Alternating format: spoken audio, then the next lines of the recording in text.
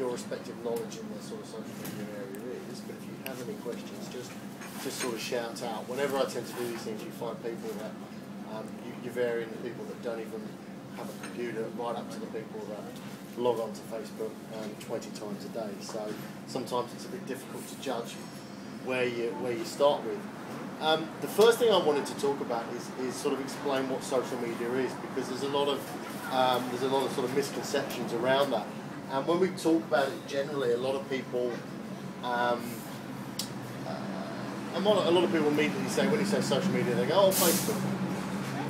Social media was sort of born in the early part of 2000s, and the term social media was coined to stand alone from traditional media. And a lot of traditional media is a one-way platform of communication. You see a billboard, a TV advert, radio, all those kind of things. It's generally a one-way street in terms of the communication. You see the billboard, but you can't really answer the billboard. You can't get involved in the conversation. And social media was coined because for the ability for people to get involved in two-way conversations with other people, but also with brands and with companies and things like that. So when we think about social media, it's not necessarily just Facebook, but it encompasses everything where there's a conversation going on. So that could be Facebook, it could be Twitter, it could be YouTube, which is one of the sort of the social media platforms that's been around for a lot longer. It could be blogs. It could be, some people would argue that email, newsletters, and even email itself is social media. But anything in that area, the other defining aspect of social media is that it's digital. So the other final one is that it's instant. So with social media, it's all about being able to reply, have a conversation straight away. So what I would say is that when people sit there and say to you, what's my social media plan? What am I going to do? Should I have a page on Facebook? Should I have a Twitter stream? It really is about what's right for your business. And with some businesses, especially business to business, they struggle to sit there and go, what's the use of a Facebook page? What am I going to do with a Facebook page? Or what am I going to do with a Twitter stream? If you struggle with those questions and those answers, it may be that from a social media point of view, you need to look at something a little bit different. And one of the things we'll talk about later on is video and using video online. But it might be YouTube. There's no reason why you couldn't create a YouTube channel and upload and create information-based educational seminars. They don't have to be half-hour epics. They could be simply 2 or 3 minute conversation piece about what's going on in the marketplace, or what's relevant to people around where you are, and then you take that video and then share it with people. So have a think about that. It doesn't necessarily mean Facebook. When people say social media to you, it could mean one of a number of different things. A lot of people like writing blogs. Okay, I don't know if you guys are particularly talented writers, or you enjoy writing or things like that. Write a blog. And people sit there and say, well, what do I write about? I like writing, I enjoy writing. I know my business. One of the things that I always find helpful when it comes to writing is to write about things that I see in the news. Now, that's quite easy when it comes to marketing, but I find it really, really easy to sit there and read the newspaper and go, okay, well, there's an article, there's something happening in the world today that I could make a comment on. So if you struggle to find things to write on social media, that's a really useful tool. One of the other things I wanted to sort of talk about social media, and my sort of second point, is that a lot of people fall into the trap of using it as a promotional tool. Now, some of you may know the bar or the restaurant Siana down in the city. Has anyone been there for a drink? There's also one in the valley as well. There's also a bar just below it, owned by the same people, called Ballboy. If you get a chance, you have a look on Facebook and look at the way that they use their Facebook page. It's everything that's wrong with social media. Essentially what they do is they post on a daily basis about what's on special, what's on promotion, and what they're selling. Okay? If that's what I wanted to hear from them, I would just go to their webpage and find out. I don't really need to know every night that there's a beer special, because I'm not going to be in there every night. It's just clogging up my... I choose the information that I want to receive, and I follow them, and they send me information I don't really care about. So what that means is that it means that I have the tendency to unfollow them, not like them, not recommend them to people. What people want to hear from you on social media is not necessarily promotion. What you need to try and do is build a community, have a discussion with people, and engage in conversation with them. One of the things that we do is I look after the Dell Coffee. It's not Dell here, no. I look after the Dell Coffee social media stream, and I consistently have a battle with one of the guys who works inside Dell Coffee, who's continually putting on Facebook or Twitter and things like this, what I would call Dell sort of self-congratulatory comments about how great Dell is. The thing that you'll find with social media as well is that anybody that's following you is there for a reason. They've either met you, they either like you, or they either enjoy listening to what you've got to say. So you don't necessarily need to keep telling them how fantastic you are. They already know that. They already know that, and they're already following you. What they want is a conversation with you. They want something interesting. So talking to you guys, and there's consulting education there, and for yourself from a business consultant, what they want is your intellectual IP, okay, which is what goes on in your head. Is it still a no-no to talk about religion, sex, and politics? I tend to steer clear of all of those because it's I mean, think about what you would have. Think about the conversation you would have in a normal world, in normal life. Would you talk about religion, sex, and politics? I mean, I would at a barbecue when I was perhaps a little bit drunk. So I tend to keep that off Facebook. But that's entirely up to you. There was the TV show that was on, I can't remember what channel it was, Can of Worms, with 10, I think. Channel 10, with Dicko and Michelle Laurie.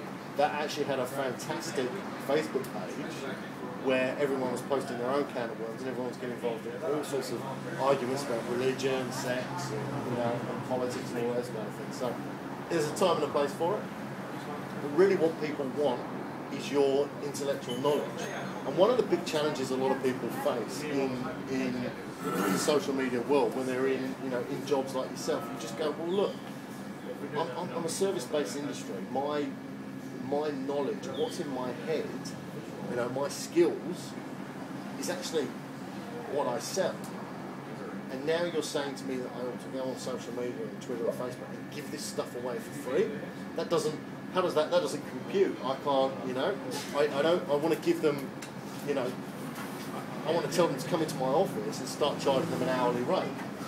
What I don't want to do is sit there and start broadcasting this thing out to social media. To a degree, that's true. But also to a different angle, one of the things you'll find, and this is a general business thing that I've sort of discovered in the last couple of years, there's people that you'll give your knowledge to. There's two types of people in this world. You'll give your knowledge to them, and they'll think one of two things. They'll go, thank you very much, I'll take that, and I'm going to go off and do it myself. Okay? You've all met them. You've all met them when you've sat and had a long conversation with them. You've told them exactly what you think. They've shook your hand, and you never see them again. Now they've gone off in the world and they've used your knowledge, and chances are, 9 times out of 10, they've made a hash of it. Because they're not you. They're not as good at it as you. But you'll also find those other people that you'll say, okay, this is what I think. Right, here's all my information. This is what I know about marketing, branding, advertising, social media, etc., etc. And they'll sit in you and they'll look and go, you know what? This guy is an expert, or this guy knows what he's talking about. Now, he appreciates the fact that you've told him everything, but they'll then employ you. Because what they realise is that you've educated them that you're the expert at what you do. So social media is a very powerful tool in doing that. Standing up in front of speaking in front of people is also a very important and powerful tool to do that as well. But if you go out there and educate people through social media, they will then realise that you're an expert, and that's when they'll employ you. So that's one of the things that we found is don't be afraid to give away your IP. People are going to, there's nothing that, no disrespect to any of you guys, and myself included, there's nothing you guys know that probably isn't available out there in Google land. What it is about saying to people that you know it, and you have your unique angle and your unique take on it. So don't be afraid. That's what social media is very, very much about, that sharing. So it's not a promotional tool. Don't go sell, sell, sell. Go share, share, share. You'll find the more that you share, the more people that will follow you, and the more people that will perceive you as an expert in what you do. The third thing is perseverance and a plan. Have a plan, have objectives, and whatever else you guys do in your business, you know, whether you're sitting there talking about your operations or bringing on new clients or whatever you do, you have a plan. Don't go into social media and say, oh, I'm just going to give this a bit of a go and see how it works out. Sit there and say, okay, well, this is my objective. This is what I'm going to talk about. I might say I'm going to post a blog every week.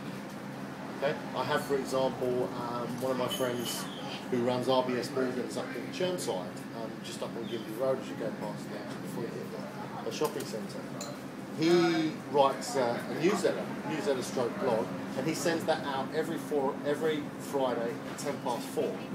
Now, David, who does email newsletters, will probably tell you at 4:10 on Friday afternoon, it's probably not a great time to be sending out an email newsletter from your open rates and your response rates.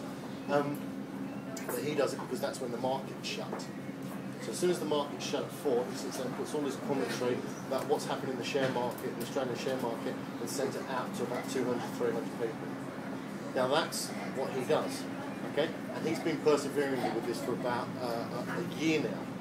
And what he's found is that the other 5 guys that now share his office all take his comment, change the picture on the newsletter, and send it out pretending it's there. Now he doesn't mind doing that because the purpose is obviously to grow the share of their market in Chermside. But what he's realised is that actually people are now waiting. And when he doesn't send a newsletter, people send him a newsletter, send him an email back going, "Where's the newsletter this week?" People he wasn't even expecting that were actually reading it are now going, "I'm waiting for it." So he's put himself into that position over a long period of time. Social media doesn't happen overnight. Okay? When you sign on to Twitter, you add 10 people, and then you go, right, where are all my followers? Now I have 2,300, 2,400 people following me on Twitter. So when I say something, people tend to click on the link and go through. Even when I mentioned that I was here today, I got 3 or 4 people going, sorry, we can't make that one, but we'll definitely come along to the next one. So it's a very, very powerful tool, but it hasn't happened overnight. It's taken me 2 or 3 years to get there. And you might go, oh, I don't want to wait 2 or 3 years. You can go quicker, but the reality is, if you grow that base of contacts, you grow those people and grow those relationships and continually talk to them for 2 or 3 years, the power that you have with them at the end is absolutely massive. So when you ask them to do something, they do it. We entered into a competition for our company, a cool company award thing that we saw, and we thought it'd be fun to do, and we asked people to do it, and we sent a message out, and instantly we got 10 people had put applications in for us. But it takes time. It takes time to cultivate that. So perseverance and a plan. If you guys have a plan for your social media, you're going to be able to understand whether you're actually achieving goals. Say, I want to have 100 followers by the end of next week. I want to post 2 things, 3 things every week. Okay? Set that out. And if you guys have got teams, I don't know where you guys come from, whether you're sole traders or whether you work with people, get everybody together, get them involved. Okay? Sit there and say to everyone else in the office, like, I want you to do this, I want you to do this, and you can post this. Let's create this kind of... I often like it if you use Facebook or you're going to use Twitter or something like that. I often like it to a magazine.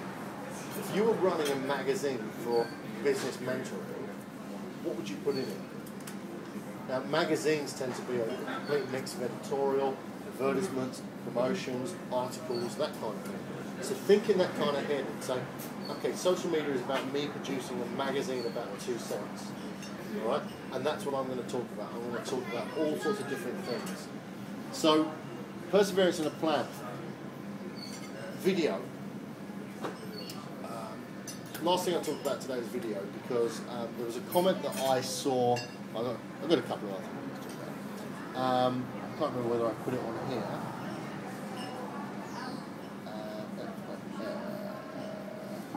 There was something about, I haven't actually got it on here, but a think it was 96% of all data on the internet by 2015 will be video. Can't stress enough how, if you're going to think about getting into social media or you want to do something, start thinking about doing video. And you might sit there and go, oh God, that's a bit scary, I don't know if I'm going to look good on a camera. It's amazing the amount of people that sit there and have a massive amount of followers just using the camera that's sitting in the top of their laptop there. Okay? There are dozens and dozens of different things that you can do with video, and I'm going to just open up an old presentation here. There we go. Yeah, this is where it was. This is just some examples, and you think, all right, what do I do? Do I just sit there and stare at the camera? There we go. By 2015, 91% of all internet data will be video. Okay, so we're only 2-3 years away from that. It's time to sort of trade in the camera there for a video. And again, I mean, this is oh yeah, well, that's one, yeah, but that's one of the ones where maybe when you come out and start doing these things, when you start following the law bear around, is actually going, well, now I'm going to start moving from stills to start doing 30-second snippets of video and uploading those. Think about video, and here's some examples of what you could possibly do when it comes to video. So instructional videos. Could you do something where it's simply a 2-minute instructional video? Okay, easy. Webinars. Now, a webinar is pretty much like one of these. It's me standing there talking to you. It's absolutely live, but none of you are in the room. You're all around the world. Okay, we're actually going to start setting one of those up for a risk management company. They've got some risk management software, so they're going to start doing risk management webinars. So they can talk to people around the world. People can actually ask them live a question, and they can answer it while everyone else is engaged with it. Welcome videos. You've all got, I presume you've all got websites that talk about, the taxis and your limousines and things like that. You would not believe the conversion rate, how different it becomes on a website when you have a welcome video on there. Okay? As soon as people can see tangible movement, they can press play on a video and they can watch you being introduced on a video, or even just talking directly to the camera and say, hi, I'm Simon, I'm from 2 Cents. It is amazing the conversion rate that will then make them go pick up the phone or email you. Okay? All of a sudden it becomes really personable. Video testimonials. So you've got some great clients, you've got some people who think really highly of your work. Why not sit there and interview them, especially for yourself, about how easy it was, how great the service was, those kind of things. Simple 30-second, 1-minute videos.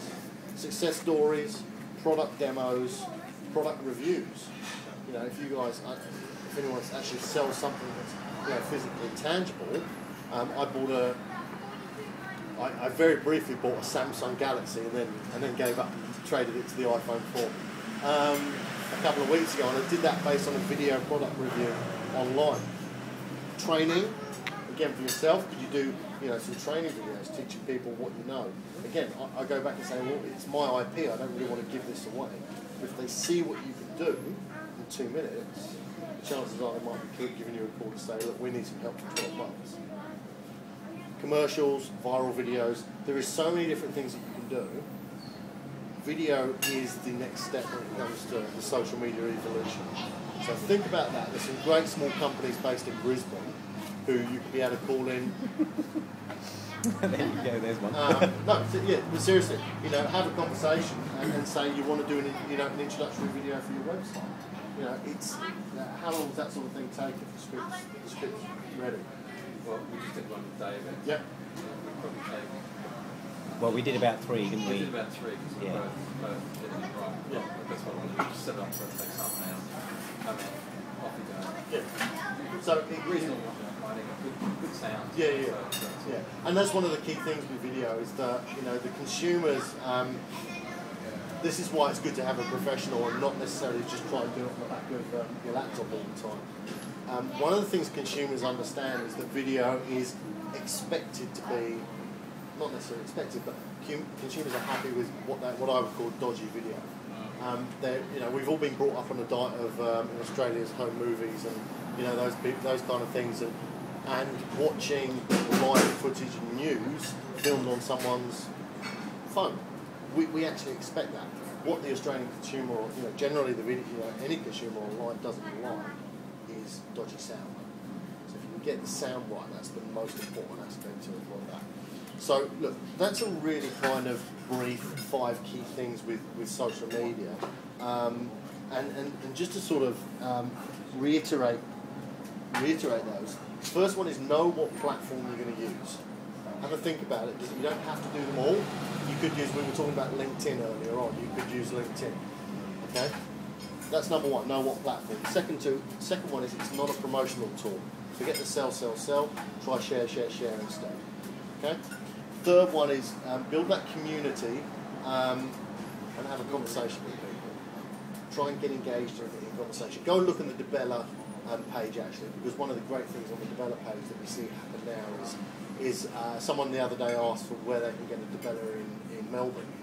Now, before we could actually answer, someone who lived in Melbourne was saying, "Oh, go to this place, go to this place, go to this place." The fans are actually now believe that they act on behalf of the developer, which is a fantastic place to be. The fourth thing is perseverance and plan. Know what you're trying to achieve, set some goals for yourself, just keep working on it. It's not going to happen overnight. That's the great one. That's the great thing, and I defend traditional media, forever and ever. At the end of the day, nothing delivers eyeballs like a billboard does. Okay, TV's fractured, internet's fractured, radio's fractured. There's more radio channels, there's more TV channels than there were 10 years ago. But that's still, that one billboard is still on the same main road, and it still has the same amount of cars going past it every day. So that kind of outdoor still gets a lot of eyeballs. And it's instant as well. I want someone ringing up, asking me about my business, stick a billboard up, and chances are you'll get a reaction straight away. Okay? And the final thing is video. Look at how you can use video, even if it's just a promotional 30-second, 1-minute segment. If you can do continual ones, a video blog. One of my good friends, Kat Matson, has started to do podcasts, social media podcasts.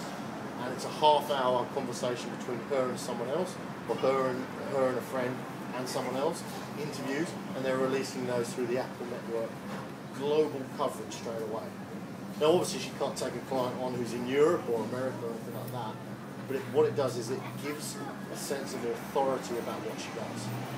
It says, I'm playing on a global scale, I've got video, I'm talking to people, I'm educating them online, therefore I'm an expert at what I do. Okay, that's how the consumer's mind thinks. So I hope that's useful. There's 1,000 things we can talk about with social media that we can't really cover in 15 minutes. So what I'll do is I'll chuck a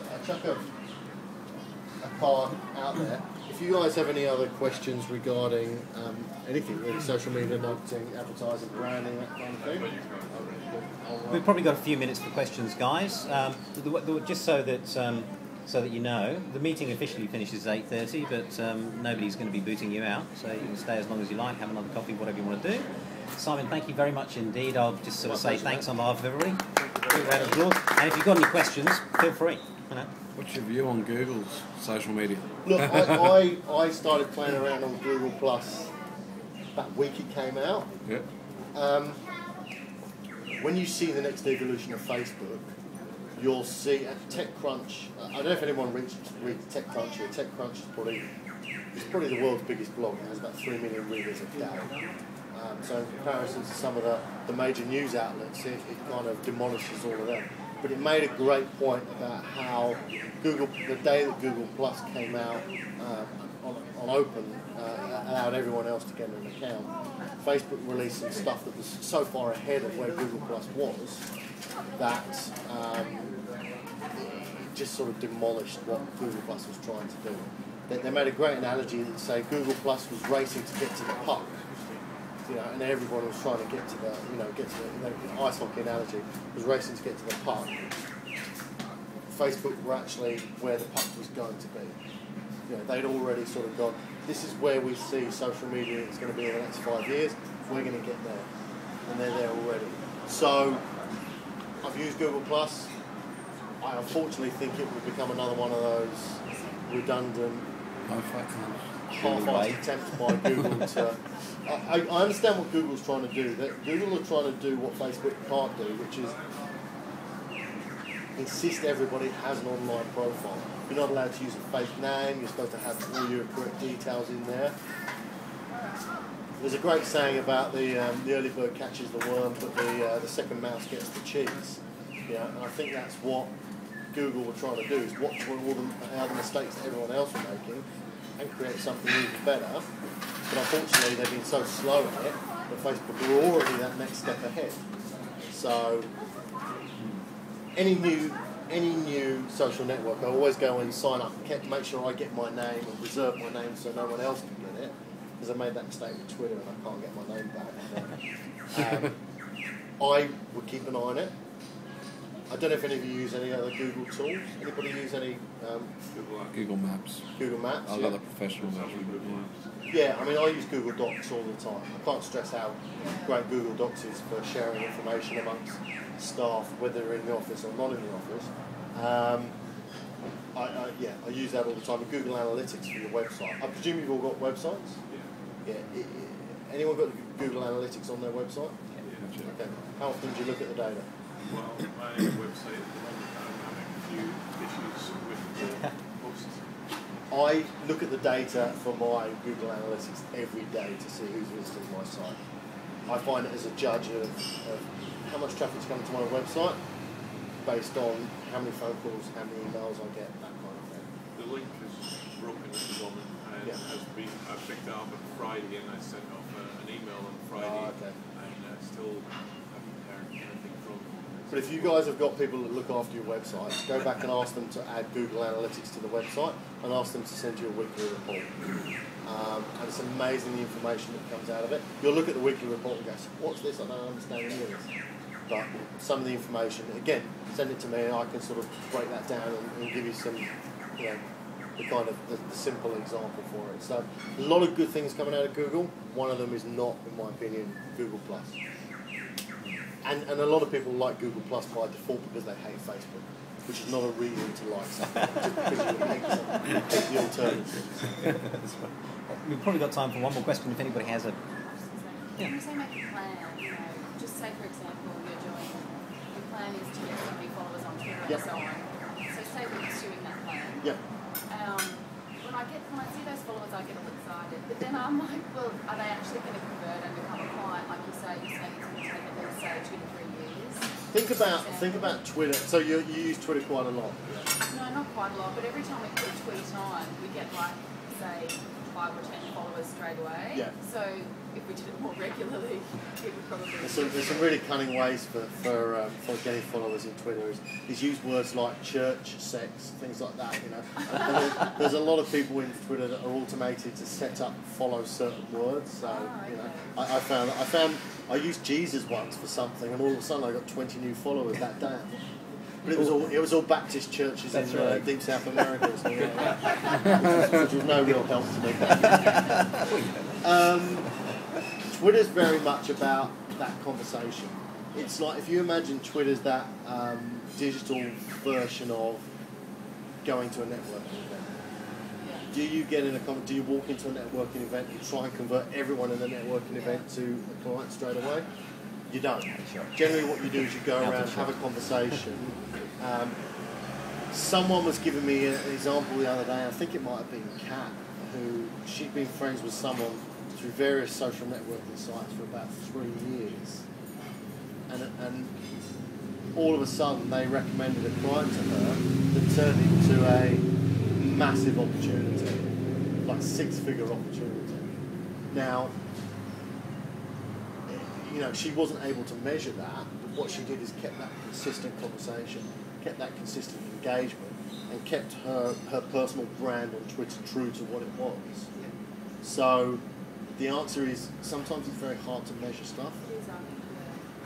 And one of the other points that I have to make, and I do this really quickly, is when you want to try and measure things, there's basically 3 ways of measuring things, as most of you guys will understand. There's the typical return on investment. I spend $1, how much am I going to make back?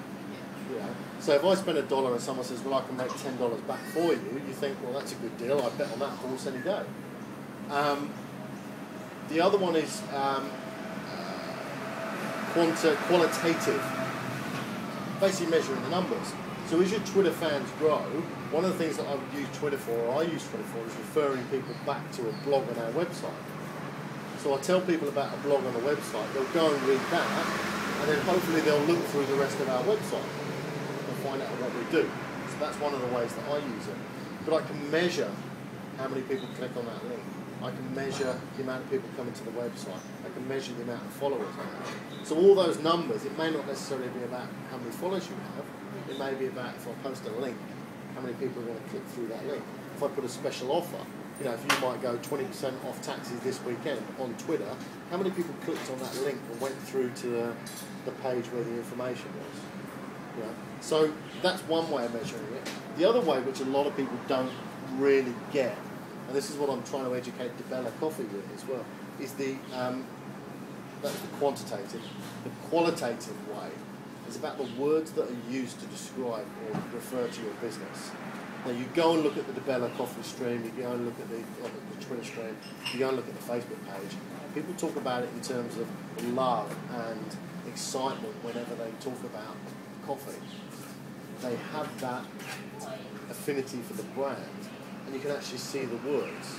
So one of the things that you do is look at those qualitative measurements, is look at the words that are used to describe your brand. And one of the great examples I always use, and David would have heard me use this before, if someone describes you as cheap, that's not necessarily a good thing. So if someone describes your taxis as cheap, you might go, is that good or is that bad?